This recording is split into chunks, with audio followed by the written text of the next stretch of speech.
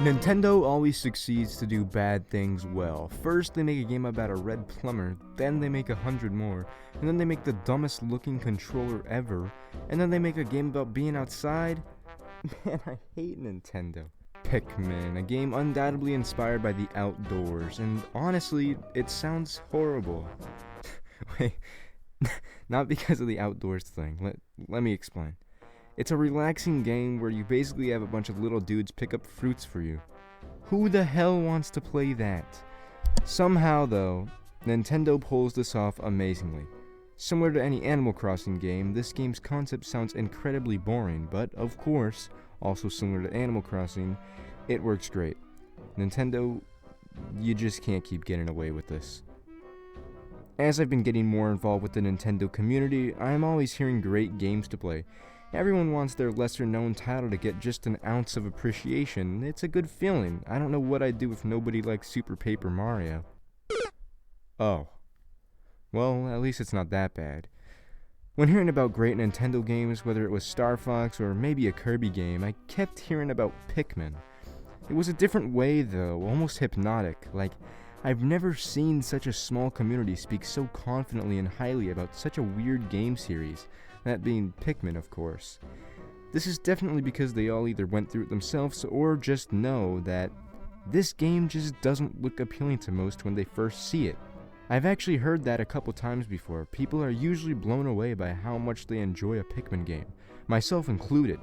You might even be second guessing whether it's ever worth getting a Pikmin game, and if that's why you're here, I highly recommend making the move. I haven't played the first two Pikmin games myself, but Pikmin 3 sets a very, very high bar for me, personally, and I've seen people say it's the worst of the three games. Obviously, in this video, I'm just going to be talking about Pikmin 3, which I gave in after seeing a great Nintendo YouTuber Arlo tell his audience over and over that you just can't go wrong with Pikmin. What, you wouldn't listen to Cookie Monster tell you to buy a game? Come on, don't act like you wouldn't. Frequently described as unpopular but amazing, the Pikmin series is almost always talked about in a positive light. When Pikmin 3 Deluxe was announced, I had no excuse really. I took Arlo's repeated advice, that being, I say give it a shot. I got Pikmin 3 Deluxe right around release and waited a couple months to play it. Then I couldn't stop playing it. Weirdly enough, I find it hard to come back to games at times. I end up playing for a bit and then putting it off for a while to come back to it. Anyone else like that? I feel like it's normal, but I also bought Star Wars Episode 1 Racing instead of buying Majora's Mask. Let me know in the comments, I guess. When I played through Ocarina of Time, I had multiple breaks during my playthrough, some of which lasting weeks. Pikmin 3 was not similar. It kept me coming back, and I wouldn't be able to tell you exactly what it was, but I can say that it was probably because I was having a great time. Pikmin 3 was really fun. The time leading up to me playing the game and owning it, I was watching some videos about the game, and I was sure it would be at least alright, but the gameplay looked very bad to me. It looked dull, and I didn't really like the way it looked. So, if you are experiencing that same feeling right now with the background gameplay, I can assure you that when you actually play, it's different. It is actually really, really, really fun. I could probably watch a video of some gameplay right now and think it looks bad, but if I turned on my Switch right now and started playing, I'd be just fine. So please, don't make the mistake I made and put off playing a Pikmin game.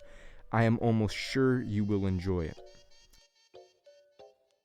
On to the more review side of things, what the hell even is this game? Well, its story is pretty simple. You play as a bunch of people from another planet, the planet is low on resources, so you go to another planet and see if it has anything useful.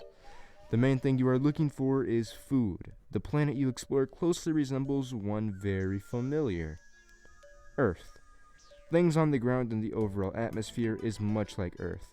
The planet is called PNF 401 and is different from Earth, but I think if I want to keep the comment section a comment section and not a war zone, we'd better stay away from the theories of whether PNF 401 is actually Earth or not. The big twist in Pikmin 3 is that you and your crewmates are extremely tiny. You see the world up close, and it can really make you appreciate some of the smaller up-close things in nature. You walk along rivers, walk in rivers, go in caves. Pikmin 3 takes you all over the place. After landing on the planet, you see a bunch of these weird little guys who are, well, Pikmin. Each different color of Pikmin is a different type, meaning they all can do different things. For example, red are immune to fire and are better at attacking, but if something can fly, you might want to use the winged Pikmin, which are excellent in aerial combat. I love this mechanic, and what I thought would be an awkward combat system was quite satisfying, and killing the cool creatures that live on this planet ended up being pretty fun.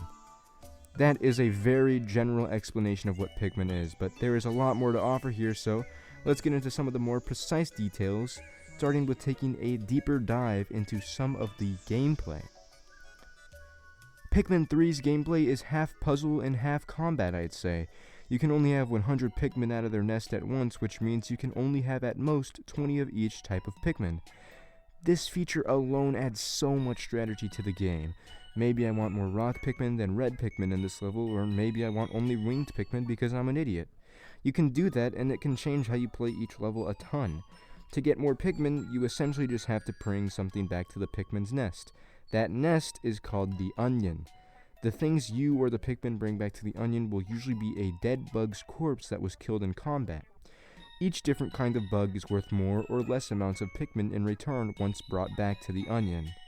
Now, I am not even close to covering every game mechanic, but just combining the couple game mechanics I've gone over, there are already countless ways to play the game. One of the many mechanics with the system is if more of one type of Pikmin are holding something, then that means all of the new Pikmin will spawn as the majority Pikmin. For a better explanation, let's say something requires 10 Pikmin to bring back to the onion, but I only have 7 red Pikmin. I can use those 7 red Pikmin and 3 rock Pikmin, and in return I will get 10 red Pikmin. Now trust me when I say that if you really wanted to use that feature to your advantage, it could be game changing. Small features like this are all over the place in Pikmin. It really shows a great level of thought that was put into the gameplay, and because of that, Pikmin 3 is just all the more enjoyable. So that is most of what I want to cover when it comes to gameplay, but I actually forgot to mention one of the coolest game mechanics. Fruit. Hold on, I swear it's cool. Around the map there are a bunch of different types of fruit. You use these fruits to make juice for the 3 people on the spaceship. But the thing is, you don't really have a choice. You have to do this because the ship is on a low supply of food. At the end of each day in Pikmin 3, 1 container of juice is used, so you need to collect fruits during the day to avoid you and your crewmates starving. Even though the entire game I basically had more than plenty, it still put me on edge when I would maybe finish a day without gaining an extra fruit or something. It's easily one of the coolest parts of the game. So basically, Pikmin is extremely satisfying and has some really genius gameplay, as well as a major twist that keeps you on edge throughout the whole main story. Who would have thought that such small features can be so smart and impact gameplay so greatly if you can master them? I mean, seriously, I still feel like I can learn so much about how to play this game more efficiently still.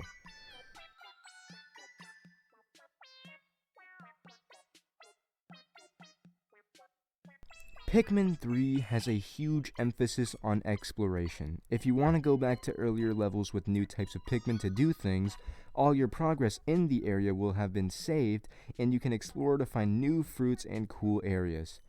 It's actually very fun to explore these areas because the game just looks beautiful. I feel like the character's walk speed is just enough that it doesn't take way too long to get anywhere, but you still have time to look around and endure the environment. The other thing I want to talk about is the music in this game, or sounds in general. It's great. Well, maybe not the way it sounds when you are throwing Pikmin at the rate of a machine gun. Yeah, that isn't the most pleasant sound, I'll be honest. Well, even that is a little bit charming, but just walking around, not chucking Pikmin, the sound design is fantastic. The songs are made to sound very natural. It's hard to describe, but the instruments used give room for the sound of water and birds to make a compilation of songs that complements the nature puzzle style of gameplay very well. Take a listen.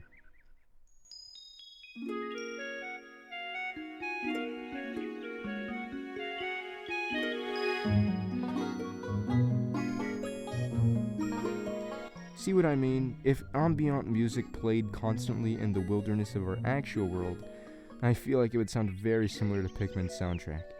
By far, my favorite thing about this soundtrack is how different it is. This sounds nothing like Super Bell Hill or Mario Circuit. In fact, I think that's a great way to sum up Pikmin and why Nintendo fans like it so much. It's different. Different from Nintendo games and unique from most games in general. And of course, like I've said, it's executed flawlessly.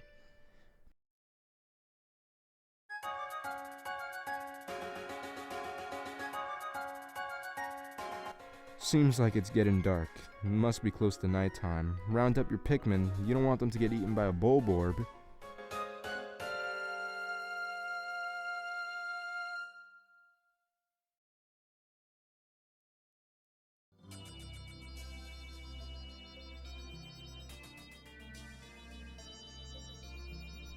Alright, we are just about done, so where does Pikmin go on the half scale? Well, Pikmin 3 is a short and sweet title with replayability, amazing songs, extra content, and I haven't even mentioned the extra content, by the way.